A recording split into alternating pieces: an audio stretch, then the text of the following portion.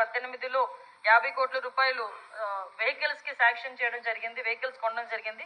2021లో 17 కోట్లు పోలీస్ శాఖకి నూతనంగా వాహనాల గురించి వాహనాలైతే కొన్నారు కానీ దానికి బిల్స్ కూడా పేమెంట్ చేయకపోవడం వల్ల ఏపీ పోలీస్ని లాస్ట్ గవర్నమెంట్లో మహీంద్రా వాళ్ళు బ్లాక్ లిస్ట్లో పెట్టుకున్నారు అధ్యక్ష.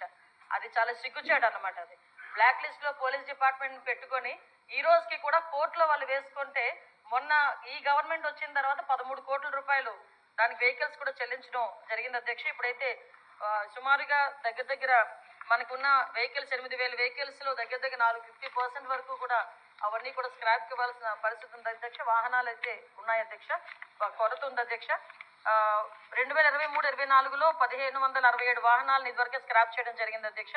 ఇప్పుడు 2,605 వాహనాలు స్క్రాపింగ్ సిద్ధంగా ఉన్నాయి అధ్యక్ష.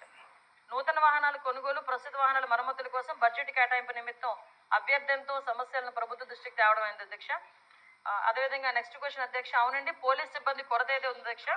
2023 డిసెంబర్ 31 నాటికి 19,999 వేకెన్సీస్ ఉన్నాయి అధ్యక్ష. వేకెన్సీస్ లిస్టు వాటి కేటగిరైజ్ ప్రకారం సభ్యులకు కూడా అందించడం జరిగింది అధ్యక్ష.